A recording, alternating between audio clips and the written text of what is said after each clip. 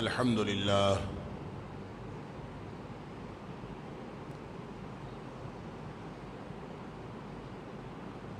لله نحمده ونستعينه ونستغفره ونؤمن به ونتوكل عليه ونعوذ بالله من شرور أنفسنا ومن سيئات أعمالنا من يهده الله فلا مضل له ومن يضلل فلا هادي له وأشهد أن لا إله إلا الله وحده لا شريك له وأشهد أن محمدًا عبده ورسوله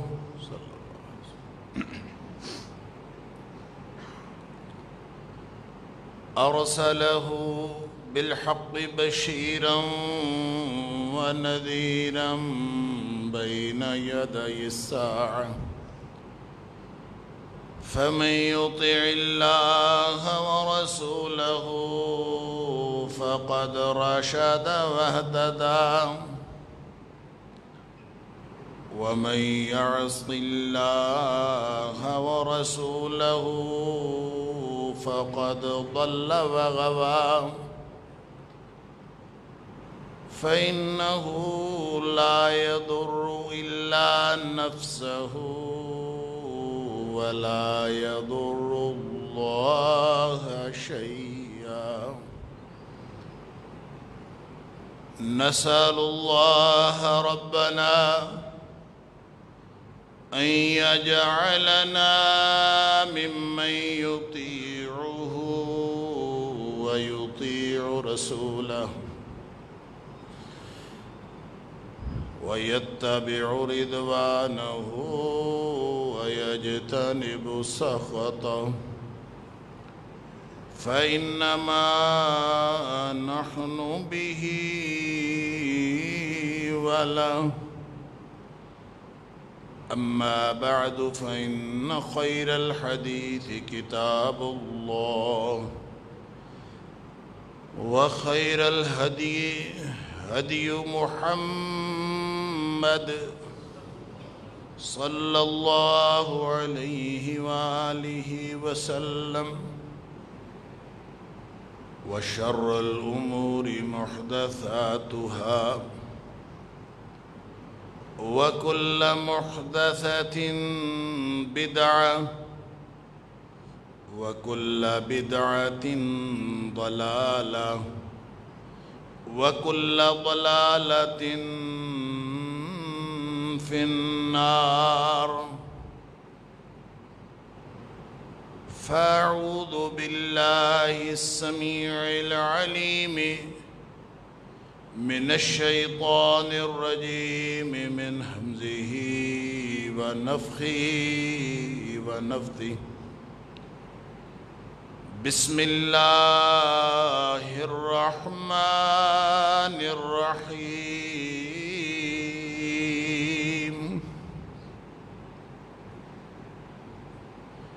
ظهر الفساد في البر والبحر بما كسبت أيدي الناس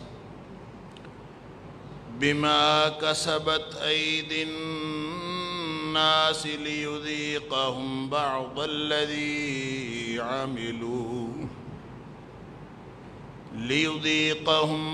الذي عملوا لعلهم يرجعون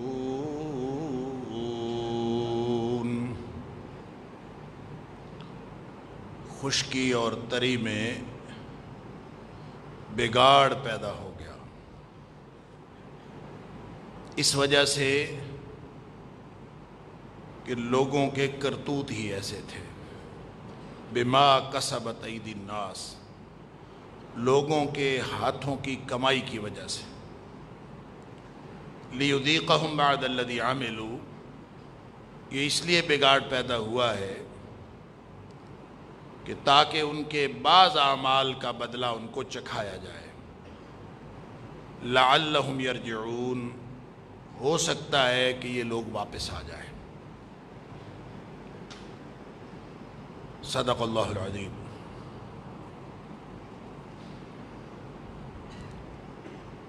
اللہ کی توفیق سے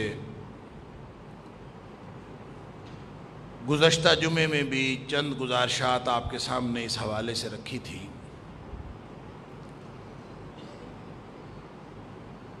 کہ حالات و زمانہ سے، اپنے براٹ اپ سے، اپنی پرورش سے، اللہ کی طرف سے صحیح الفطرت انسان، ٹھیک فطرت پہ پیدا کیا گیا انسان، وہ اپنی فطرت بگاڑ بیٹھتا ہے۔ کبھی وہ یہودی بن جاتا ہے، کبھی وہ عیسائی بن جاتا ہے، کبھی وہ مجوسی بن جاتا ہے، کبھی وہ دہریہ بن جاتا ہے، کبھی وہ جدت پسند بن جاتا ہے، کبھی وہ لبرل بن جاتا ہے، ہزار قسم کے نام ہیں، کبھی وہ ملحد بن جاتا ہے۔ اللہ کے قرآن اور نبی کریم صلی اللہ علیہ وسلم کی تعلیمات سے انحراف کے کئی راستے ہیں۔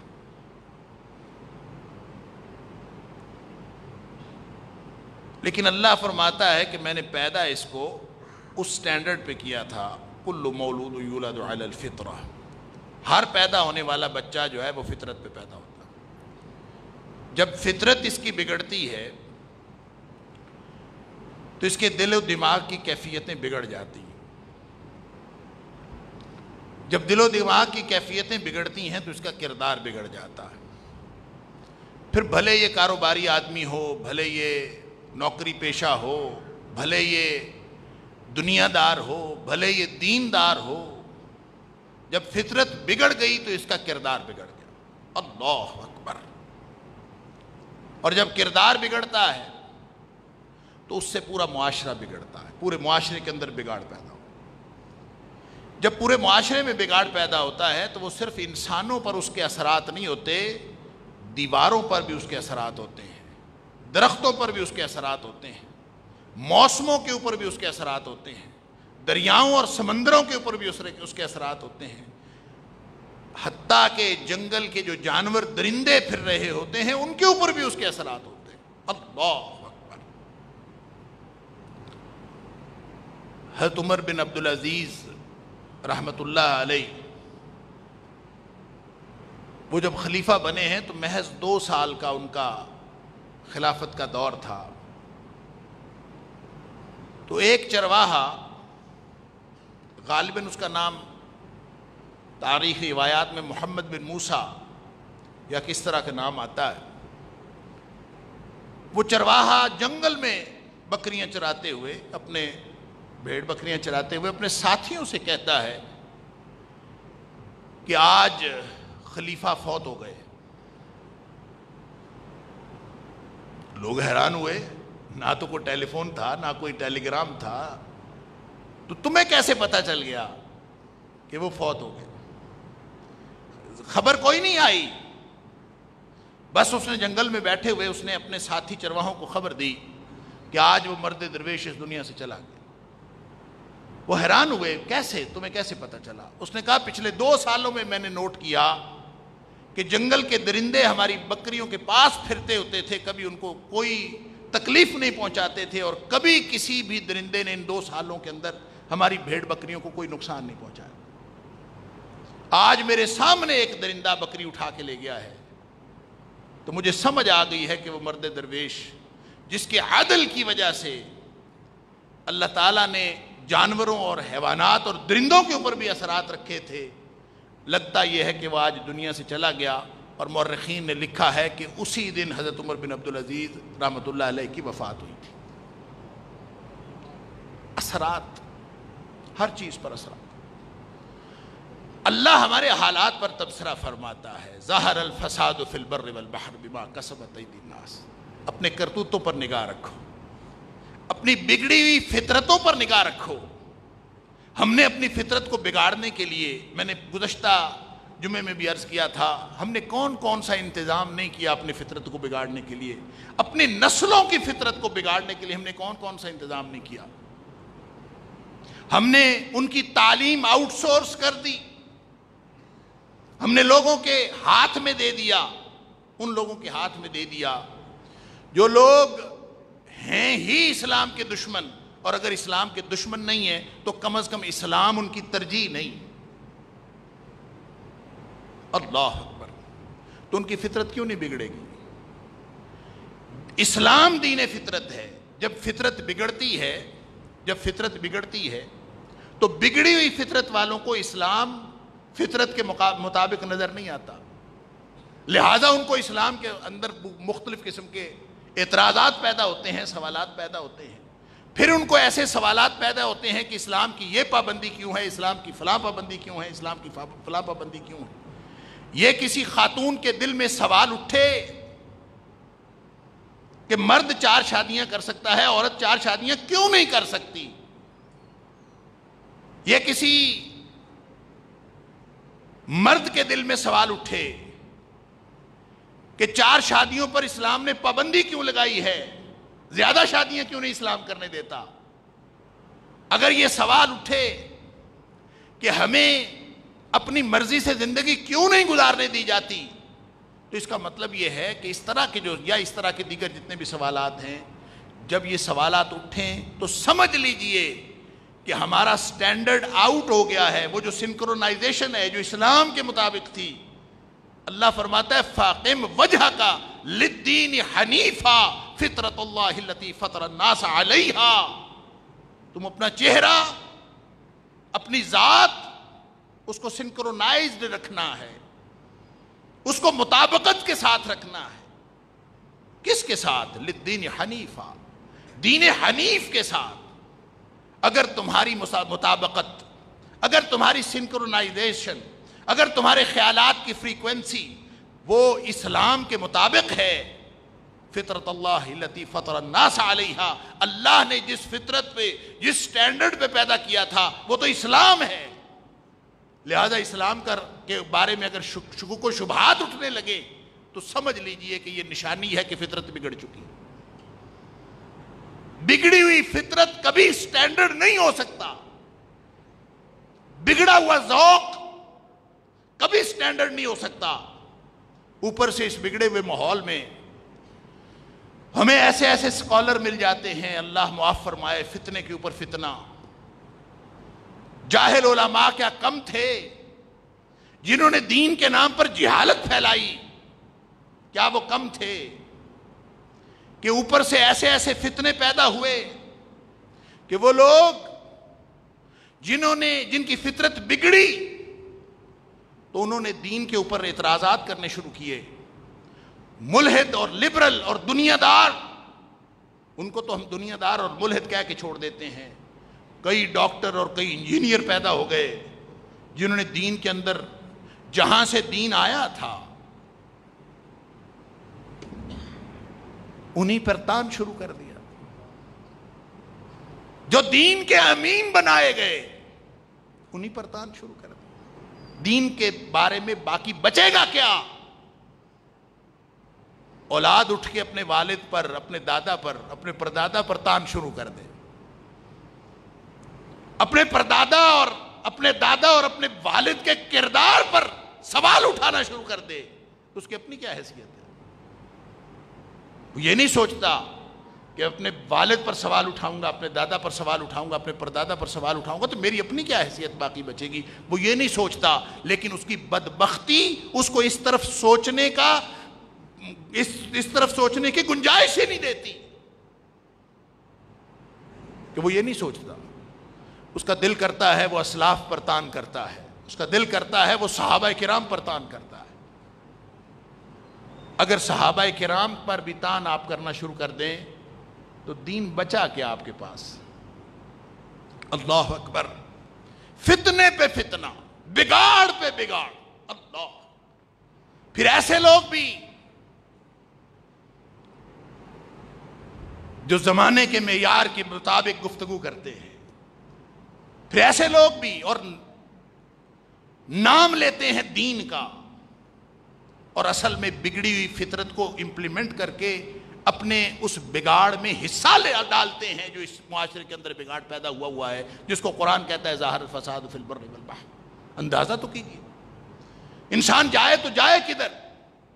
روز لوگ ہمارے پاس آتے ہیں کہ ہمارے جی بچے بگڑ رہے ہیں، یہ فلاں کو سنتا ہے بگڑ گیا ہے، فلاں کو سنتا ہے بگڑ گیا ہے، فلاں جو ہے اس کو بہت پسند ہے اور اس نے اس کے خیالات بگاڑ دیے، اس کے عقیدے بگاڑ دیے، اس نے نماز پڑھنی چھوڑ دی ہے، یہ اب مسجد میں نہیں جاتا، اس کے سارے روز و شب کے معمولات بدل گئے ہیں. فتنے پہ فتنہ، ظہر الفساد فی البر والبحر. عمر فاروق رضی اللہ تعالیٰ عنہ نے اس بگاڑ کی ایک دفعہ نشاندہی کی. مشکات شریف کے اندر حضرت عمر فاروق رضی اللہ تعالیٰ عنہ کا یہ قول موجود ہے. زیاد بن حدیر ان سے حضرت عمر فاروق رضی اللہ تعالیٰ عنہ پوچھتے ہیں هل تعرف ماذا يهدم الاسلام. زیاد تمہیں پتہ ہے اسلام کب ڈھہ جاتا ہے، اسلام کب منہدم ہو جاتا ہے، کون سی چیز اسلام کو ڈھا دیتی ہے، اسلام کو گرا دیتی، اسلام کی عمارت کو ڈھا دیتی. یعنی بگاڑ اس قدر کہ اسلام کی عمارت ہی ڈھہ جائے. ماذا یہدم، اسلام کو منہدم کون سی چیز کرتی ہے پتہ ہے تمہیں؟ زیاد کہتے ہیں قلت لا، مجھے نہیں پتا. پھر خود فرمایا سنو، ویسے تو بے شمار چیزیں، لیکن اس موقع پر عمر فاروق رضی اللہ عنہ نے 3 چیزیں بیان کی. آپ نے فرمایا کہ سب سے پہلی چیز جو اسلام کو بگاڑتی ہے ذلت العالم.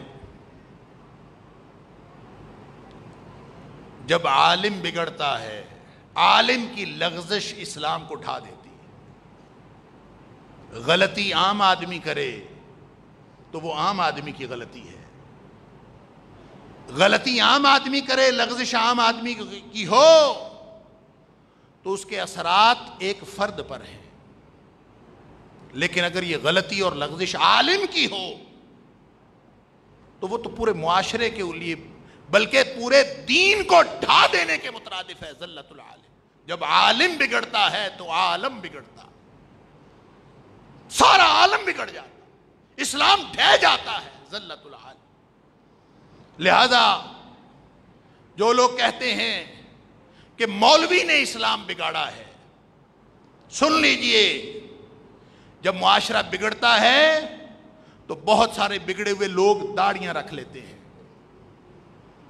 کل پرسوں میں ایک بیان پڑھ رہا تھا کسی وزیر کا، اس کے اوپر کل کی بات ہے شاید، سوشل میڈیا کے اوپر پڑھا، مجھے نہیں پتا اس کا اصل بیان کیا ہے، اور سوشل میڈیا کی ساری باتیں قابل یقین ہوتی بھی نہیں، قابل اعتبار ہوتی بھی نہیں. انہوں نے کہا کسی وزیر نے کہا ہے کہ ہمارا جو وزیر اعظم ہے وہ ایماندار آدمی ہے، صرف داڑھی نہیں رکھی ہوئی ہے، ایماندار آدمی. اور یہ کسی ایسے وزیر نے کہا ہے جو ہر وقت اسلام کے خلاف اور مسلمانوں کے خلاف اور علماء کے خلاف اپنی زبان درازی کرتا رہتا ہے. ایسے وزیر نے یہ بات کہی. جس شخص نے سوشل میڈیا پہ اس کو لگایا ہوا تھا اس نے تو پتہ نہیں کسی اور کانٹیکسٹ میں لگایا تھا، لیکن میں اس کے بیان کو پڑھ کے میں سوچ رہا تھا کہ پتہ اس کو بھی ہے کہ داڑھی والے ایماندار ہوتے ہیں، پتہ اس کو بھی ہے کہ داڑھی ایمان کی نشانی ہے، اسی لیے تو کہہ رہا ہے کہ وہ ہے ایماندار آدمی، بس داڑھی نہیں رکھی ہوئی. اس کا مطلب ہے ایمان والوں کی داڑھی ہوا کرتی ہے.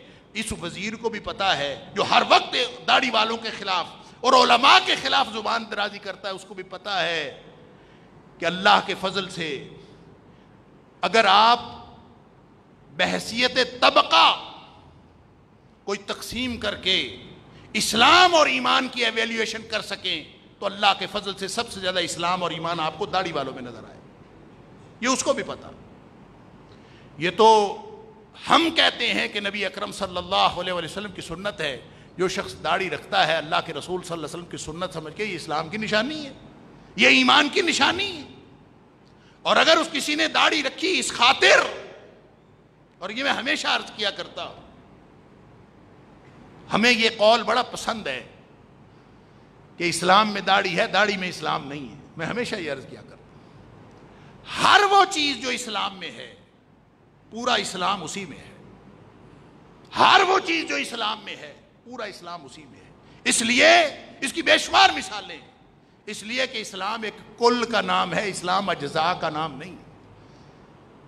اسلام ایک مکمل پیکج ہے، اس میں پک اینڈ چوز کوئی نہیں ہے۔ آدمی اپنی مرضی سے کوئی چیز پکڑ لے، کوئی مرضی سے چھوڑ دے، کوئی مرضی کسی کی نہیں چلتی۔ اسلام اسلام ہے۔ یا ایھا الذین آمنوا ادخلوا فی السلم کافہ، ایمان کا دعویٰ کرنے والوں اسلام میں پورے کے پورے داخل ہو جائیں۔ ولا تتبعوا خطوات الشیطان، یہ شیطان کا داؤ ہے، یہ شیطان کی چال ہے جو تمہیں کہتا ہے کہ فلاں چیز اسلام میں ہے، اسلام تو اس میں نہیں ہے نا، کوئی حرج نہیں، چھوڑ دے اس کو۔ یہ جسٹیفیکیشنز آپ کو شیطان سکھاتا ہے۔ لیکن کیا کیجئے کہ علماء میں بھی غلطیاں کوتاہیاں ہر شخص سے ہو سکتی ہیں، فرشتہ کوئی بھی نہیں۔ علماء میں بھی ایسے لوگ پیدا ہو گئے اور ہر دور میں رہے ہیں جن کا کردار، جن کی گفتار، ان کی لغزشیں وہ پورے کے پورے اسلام کے لیے ڈیمیجنگ ہوتی ہیں، اسلام کو ڈیمیج کرتی ہیں۔ لہذا اگر یہاں دنیا میں کوئی طبقہ آپ کو ایسا نہیں ملے گا، یہ بھی سن لیجئے، لبرلز، ان کا کوئی بندہ گناہ کرے سارے لبرلز اس کی حمایت میں آ جائیں گے۔ ملحدوں کا کوئی آدمی گناہ کرے، اس کا کوئی معاملہ ہو، سارے ملحد اس کی حمایت میں آ جائیں گے۔ انجینئرز، ان کا کوئی مسئلہ ہو، سارے انجینئر اس کی حمایت میں آ جائیں گے۔ فرقہ واریت اور کیا ہوتی ہے؟ اساتذہ کا حتیٰ کہ کوئی مسئلہ ہو، اساتذہ اس کی حمایت میں آ جائیں گے۔ دنیا میں ایک طبقہ ہے علماء کا، اللہ کے فضل سے، کہ اس میں کوئی غلطی کرے کوئی عالم اس کی غلطی کی جسٹیفیکیشن پیش نہیں کرتا، اس کی لغزش کی جسٹیفیکیشن پیش نہیں کرتا، بلکہ واحد علماء کا طبقہ ہے جو سزا کا مطالبہ کرتا ہے کہ جو ہم میں بھی کالی بھیڑیں ہیں، جو ہم میں بھی کردار کے بد کردار لوگ موجود ہیں، ان کو آپ سر عام سزائیں دیں۔ یہی تو ہمارا مطالبہ ہے، آپ سزاؤں کا اہتمام کریں، آپ سزاؤں کو امپلیمنٹ کریں، سزاؤں کا اطلاق کریں۔ اللہ کا قرآن یہی تو کہتا ہے، آپ سزاؤں کا اطلاق کریں گے تو معاشرہ پاکیزہ ہوگا۔ جب آپ سزاؤں کا اطلاق نہیں کریں گے، کوئی سائنس ٹیچر گناہ کرے تو کوئی سائنس کو گالیاں نہیں دیتا، کوئی سکول کو بھی گالیاں نہیں دیتا۔ لیکن کیا بکواس ہے کہ کوئی عالم گناہ کرے یا عالم نما شخص داڑھی والا گناہ کرے تو گالی دین کو پڑے، گالی مدرسوں کو پڑے، گالی اسلام کو پڑے، گالی علماء کے طبقے کو پڑے۔ یہ دنیا میں سارے حساب کتاب نہیں ہونے، اللہ نے قیامت اسی لیے بنائی ہے۔ لہذا خاطر جمع رکھیے، جو لوگ بد کردار ہوتے ہیں، بد کرداری کا کوئی مذہب نہیں ہوتا، بد کرداری کا کوئی طبقہ نہیں ہوتا، گناہ کا کوئی مذہب نہیں ہوتا، جرم کا کوئی مذہب نہیں ہوتا، دہشت گردی کا کوئی مذہب نہیں ہوتا۔ لہذا آپ اکراس دی بورڈ سزائیں نافذ کریں۔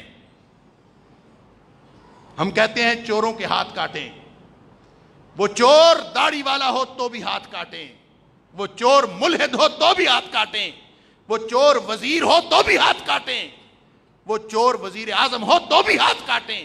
آپ اکراس دی بورڈ اسلام نافذ کر کے دیکھیں، اسلام کی سزائیں تو آپ کو ظالمانہ سزائیں لگتی ہیں، اسلام کی سزائیں تو تمہیں سخت لگتی ہیں، تو پھر دنیا سے جرم کا خاتمہ کیسے ہو سکتا ہے؟ تو عمر فاروق رضی اللہ تعالیٰ عنہ فرماتے ہیں، سب سے پہلی چیز جو اسلام کو ڈھا دیتی ہے ذلت العالم، عالم بگڑتا ہے تو معاشرہ بگڑ جاتا ہے. جس معاشرے کا مولوی بگڑ گیا اس کو کون سدھارے گا؟ معاشرہ بگڑتا ہے تو مولوی سدھارتا ہے. اللہ اکبر. اس کی وجہ یہ ہے کہ اللہ تعالیٰ نے علماء کو شان دی ہے. کیا؟ العلماء ورثۃ الانبیاء، یہ نبیوں کے وارث ہیں. اور نبیوں کا کام کیا ہوتا تھا؟ خود نبی کریم صلی اللہ علیہ وسلم فرماتے ہیں کہ جب بنی اسرائیل، کیونکہ اس سے پہلے بنی اسماعیل میں جب نبوت آئی ہے تو پیچھے پوری تاریخ بنی اسرائیل کی تھی، نبوت کی ہزاروں سال کی تاریخ.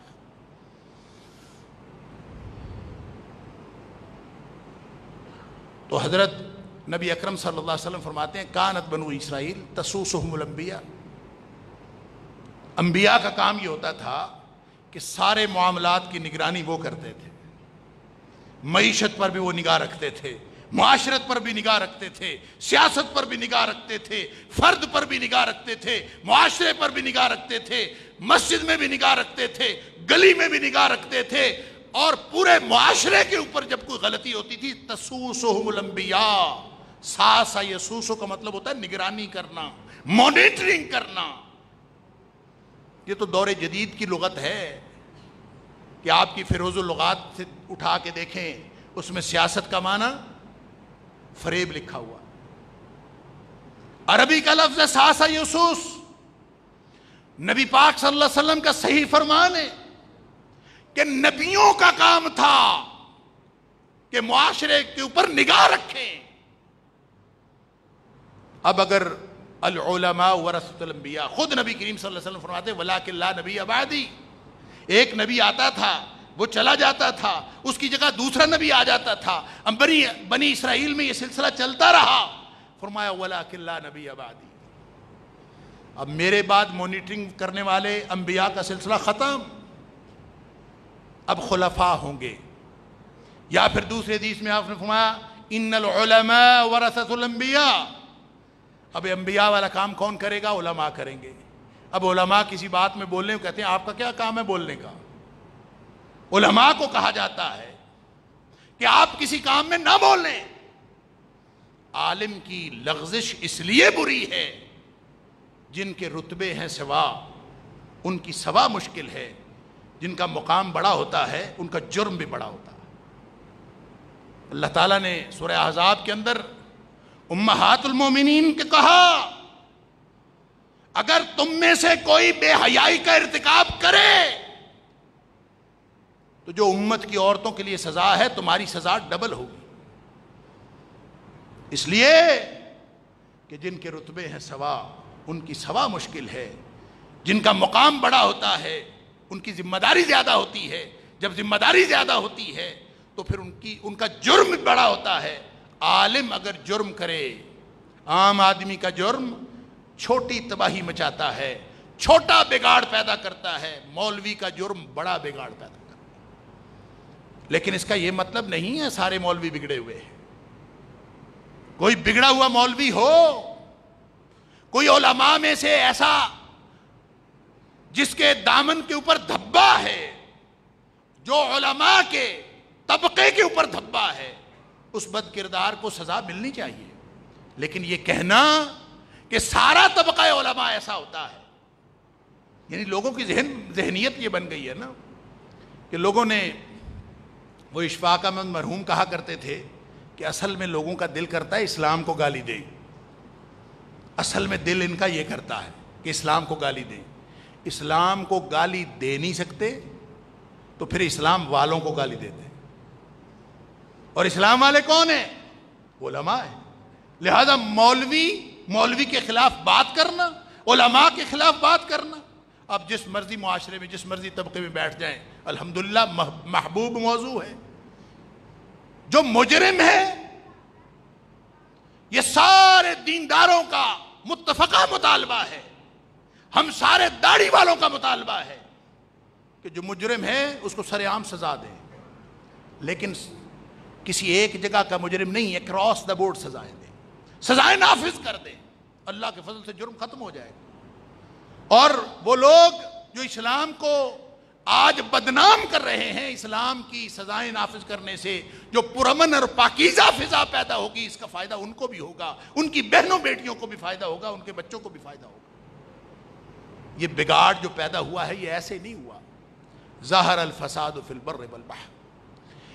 دوسری نشانی, دوسری جو وجہ بتائی عمر فاروق رضی اللہ تعالی نے فرمایا وَجِدَالُ الْمُنَافِقِ بِالْكِتَابِ.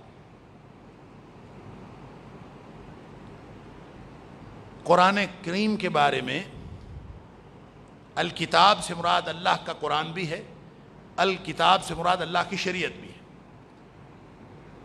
شریعت کے بارے میں, اللہ کی کتاب کے بارے میں جب منافق دلائل دینے لگے, منافق جھگڑا کرنے لگے, وہ دین کا ستیاناش کر دیتا.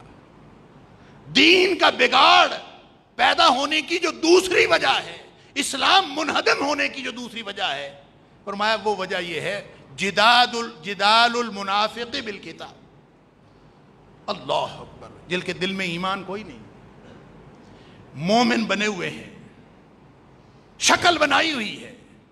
اب پاکستان, ہندوستان, بنگلہ دیش, اس بر صغیر کے اندر تو مولوی بننا کام ہی بڑا سوکھا ہے. نہ کوئی ڈگری پوچھتا ہے, نہ کوئی پوچھتا ہے کس مدرسے سے پڑھے ہو, نہ کوئی پوچھتا ہے قرآن پڑھنا آتا ہے کہ نہیں آتا. بلکہ بعض طبقات نے تو یہ ایک غلط فہمی بھی علماء میں, عوام الناس میں پھیلا رکھی ہے کہ قرآن ڈائریکٹ پڑھنا ہی نہیں چاہیے. اس سے قرآن ڈائریکٹ پڑھنے سے, عوام الناس ڈائریکٹ قرآن پڑھیں گے, بندہ گمراہ ہو جاتا ہے. نعوذ باللہ من ذالک. قرآن دعویٰ کرتا ہے وَلَقَدْ يَسَّرْنَا الْقُرْآنَ لِلذِّكْرِ فَهَلْ مِن مُدَّكِرٍ. ہم نے آسان کیا ہے نصیحت حاصل کرنے کے لیے. ہے کوئی نصیحت حاصل کرنے والا؟ قرآن بار بار اس آیت کا تکرار ہے, وَلَقَدْ يَسَّرْنَا الْقُرْآنَ لِلذِّكْرِ فَهَلْ مِن مُدَّكِرٍ. لیکن چونکہ قرآن سے دور رکھنا ہے, کیونکہ خود قرآن کی جو تفہیم ہے وہ حاصل نہیں ہے, لہذا خود بھی قرآن سے دور ہیں, لوگوں کو بھی قرآن سے دور کرتے ہیں. اللہ. اور ایسے ایسے لوگ اٹھ کے قرآن کے بارے میں گفتگو کرتے ہیں, قرآن کے بارے میں نکتہ آفرینیاں کرتے ہیں. اب تو سوشل میڈیا نے انتہائی کر دی. لوگ اپنی کوٹھڑی میں بیٹھتے ہیں, دو چار لوگوں کو اپنے سامنے بٹھاتے ہیں, بلکہ کوئی بھی نہ بیٹھا ہو پھر بھی ٹھیک ہے, جو کرنا ہوتا ہے اس کے اوپر کر دیتے ہیں. قرآن کے بارے میں, حدیث کے بارے میں, جس کا جو دل کرتا ہے اس کے اوپر انا للہ و انا الیہ راجعون. لیکن جو لوگ اپنے آپ کو کسی علمی روایت کا امین کہتے ہیں, انہوں نے بھی قرآن اور دین کا جو مذاق بنایا ہے, جو دین اور قرآن کے بارے میں جو کچھ انہوں نے علم کے نام پر جہالت پھیلائی ہے اور پھیلا رہے ہیں, یہ جدال المنافق بالکتاب کے مصداق ہے. جس کو صحابہ پر اعتبار نہیں, جس کو نبی کریم صلی اللہ علیہ وسلم کی حدیث پر اعتبار نہیں, جس کو نبی کریم صلی اللہ علیہ وسلم کی حدیث کے اندر ہزار اور اللہ کے قرآن کے اندر ہزار قسم کی نکتہ آفرینیاں کرتا ہے, خود مفہوم متعین کرتا ہے, اور پھر کہتا ہے یہ ہے دین. ابھی میں آج ایک بحث پڑھ رہا تھا, یہی جو مسئلہ چلا ہوا ہے زنا کا اور بدفعلی کا اور غیر فطری عمل کا, اس حوالے سے میں پڑھ رہا تھا تو ایک خاص طبقے کی جو پوری گفتگو کا جو نتیجہ تھا, ان کے نقطہ نظر کا جو نتیجہ تھا, حدیث کو ماننا نہیں, حدیث سے شریعت ثابت نہیں ہوتی. یہ عجیب بکواس شروع ہوئی ہے آج کل. اور کہتے ہیں کہ کسی شہزادے نے بھی کہہ دیا ہے کہ خبر واحد جو ہے وہ خبر متواتر کی طرح چیزوں کو واجب نہیں کرتی. کوئی شہزادہ کیا, دنیا کے سارے بادشاہ مل کے بھی کہہ دیں تو اللہ کے قرآن اور نبی کریم صلی اللہ علیہ وسلم کے فرمان کی حیثیت بدل نہیں سکتی. کوئی کہے خبر واحد کیا ہوتی ہے, کسی کو پتہ ہے؟ کسی نے حدیث کی سائنس پڑھی؟ خبر واحد کا مطلب کیا؟ ایسے ہی غلط فہمی پیدا کرتی. خبر واحد سے شریعت ثابت نہیں ہوتی. کیا ہوتی ہے خبر واحد؟ خبر واحد یہ ہوتی ہے کہ ایک آدمی روایت کرنے والا ہو کسی بھی طبقے میں تو وہ خبر واحد ہوتی. اگر روایت کرنے والے ابو بکر صدیق ہوں اور اکیلے ہوں، تمہاری شریعت تو ثابت نہیں ہوتی، اللہ کے رسول صلی اللہ علیہ وسلم کی شریعت اسی سے ثابت ہوتی، تمہاری شریعت ثابت ہو یا نہ ہو۔ وہ اکیلے اگر عمر فاروق ہوں، ایک راوی، تمہاری شریعت میں یہ خبر واحد ہے، تمہاری شریعت ثابت نہیں ہوتی۔ ہم اس شریعت کے ماننے والے ہیں جس میں نبی اکرم صلی اللہ علیہ وسلم نے فرمایا تھا لو کان بعدی نبی لکان عمر، میرے بعد اگر کوئی نبی ہوتا تو وہ عمر ہوتے۔ اس کی رائے اتنی صائب ہے، یہ پہلے رائے دیتا ہے، اللہ اس کی رائے کے مطابق قرآن بنا کے نازل کر دیتا ہے۔ اگر راوی وہ ہو تو تمہاری شریعت تو خبر واحد کی ٹیکنیکلٹیز میں پڑھ کے اس کو بھی رد کرتی ہے، اس سے شریعت ثابت نہیں ہوتی۔ میرے رسول صلی اللہ علیہ وسلم کی شریعت ثابت ہوتی ہے۔ انہوں نے صحابہ کرام کو، یہ بگاڑ ایسے نہیں پیدا ہوا، ظہر الفساد فی البر والبحر، یہ بگاڑ ایسے نہیں پیدا ہوا، سب نے اپنا حصہ ڈالا ہے، بگڑے ہوئے علماء نے بھی اپنا حصہ ڈالا ہے، عالموں کی لغزش نے بھی اپنا حصہ ڈالا ہے۔ اس میں منافقوں کی کتاب کے بارے میں جو جھگڑا ہے، جو ان کی آرگومنٹس ہیں، جو ان کے دلائل ہیں، جو ان کی نکتہ آفرینیاں ہیں، اس نے بھی شریعت کے بگاڑنے میں پورا حصہ ڈالا ہے۔ اللہ تعالیٰ معاف فرمائے۔ اور تیسری بات عمر فاروق رضی اللہ تعالیٰ نے فرمائی، وَحُكْمُ الْأَئِمَّةِ الْمُضِلِّينَ، جو گمراہ حکمران ہیں، گمراہ حکمران، ان کی جو حکمرانی ہے وہ بھی بیڑا غرق کر دیتی۔ لہذا کوئی شہزادہ ہو، کوئی وزیر اعظم ہو، کوئی کسی کا بادشاہ ہو، ہم کسی کی شریعت کو نہیں مانتے، ہم مانتے ہیں تو صرف اللہ اور اس کے رسول صلی اللہ علیہ وسلم کی شریعت کو مانتے ہیں۔ اور نبی اکرم صلی اللہ علیہ وآلہ وسلم نے شریعت پتہ کس کو دی؟ آپ نے صحابہ کرام کو دی، صحابہ کرام کو شریعت دی نا۔ حل بلغتکم، خطبہ حجۃ الوداع کے موقع پر آپ نے فرمایا کیا میں نے پہنچا دیا ہے وہ جو اللہ نے قرآن میں حکم دیا، یا ایھا الرسول بلغ ما انزل الیک من ربک، آپ کی طرف جو اللہ کی طرف سے نازل ہوا ہے سب پہنچا دیجئے۔ حل بلغتکم، کیا میں نے پہنچا دیا؟ سب نے کہا قد بلغت وادیت ونصحت، پہنچا دیا، حق ادا کر دیا، خیر خواہی کر دی، اللہ کو گواہ بنایا۔ اللہم اشہد، اللہم اشہد، اللہم اشہد، اللہ گواہ ہو جا۔ پھر فرمایا فَلْيُبَلِّغِ الشَّاهِدُ الْغَائِبَ، میرے صحابہ تم یہاں موجود ہو، جو موجود نہیں ہے قیامت تک کے لیے ان تک یہ میرا دین پہنچا دینا۔ نبی کریم صلی اللہ علیہ وسلم یہ امانت ان کے سپرد کر کے جا رہے ہیں۔ کون سی امانت؟ ان الدین عند اللہ الاسلام، اللہ نے نازل کی، نازل بہ الروح الامین، فرشتہ، امانت دار فرشتہ لے کے آیا، اور کس پر نازل کیا؟ صادق و امین کے قلب اطہر پر۔ اور اس نے آگے کس کو دیا؟ اس نے صحابہ کرام کو دیا۔ جب اللہ اتنی احتیاط کرے کہ امین فرشتوں کو بھی فرشتہ کہہ دیتا، اللہ تو فرشتہ ہوتا ہے، فرمایا امانت دار فرشتہ آیا، کیونکہ شریعت کا معاملہ تھا، سینسٹیو معاملہ تھا، نازک اور حساس معاملہ تھا۔ اللہ فرماتا ہے امانت دار فرشتہ ہے۔ نبی اکرم صلی اللہ علیہ وسلم جن کے پاس دین آیا صادق الامین ہیں، الصادق المصدوق ہیں، آپ نے آگے جو دین دیا تیری شریعت کے اندر ان کے اوپر اعتبار اٹھ گیا۔ نبی اکرم صلی اللہ علیہ وسلم نے ان لوگوں کو شریعت حوالے کی، ان لوگوں کے سپرد کیا جو شریعت کے حوالے سے نبی کریم صلی اللہ علیہ وسلم کے بعد دنیا کائنات میں اس دھرتی پر سب سے زیادہ امین اور صادق لوگ تھے، ان کو دیا دین۔ لہٰذا وہ ایک کہے یا 10 کہیں، شریعت ثابت ہے۔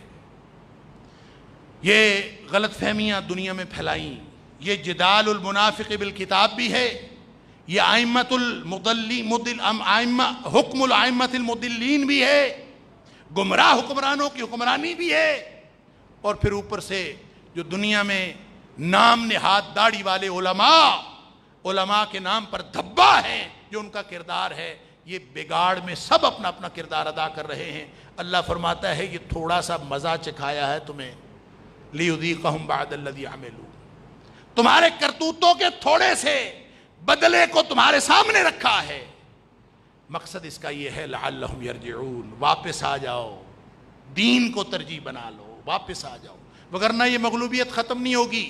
وہ حدیث تازہ کر لیجئے۔ میں اپنی گفتگو کے اختتام پر وہ حدیث عرض کر کے اپنی بات مکمل کر رہا ہوں، آپ نے سنی ہوئی ہے کہ نبی اکرم صلی اللہ علیہ وسلم نے فرمایا تھا اذا تبایعتم بالعینہ واخذتم اذناب البقر ورضیتم بالزرع، جب تمہارے حالات یہ ہو جائیں کہ اپنے اپنے کاروبار میں سب گم ہیں اور اپنے اپنی کاشتکاری میں اپنے اپنے جو فصل آتی ہے، جو زراعت سے آمدنی آتی ہے، اس پر سب خوش ہیں، دین کسی کی ترجیح نہیں۔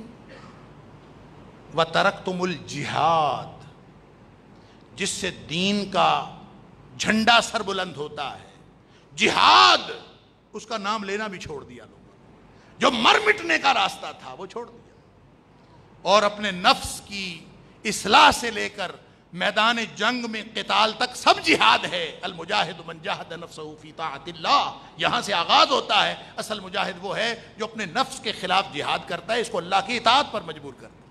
یہاں سے شروع ہو کر قتال تک یہ سارا جہاد ہے۔ فرمایا وَتَرَكْتُمُ الْجِهَادِ، تم نے یہ چھوڑ ہی دیا، دین ترجیح نہیں رہا تو چھوڑ دیا۔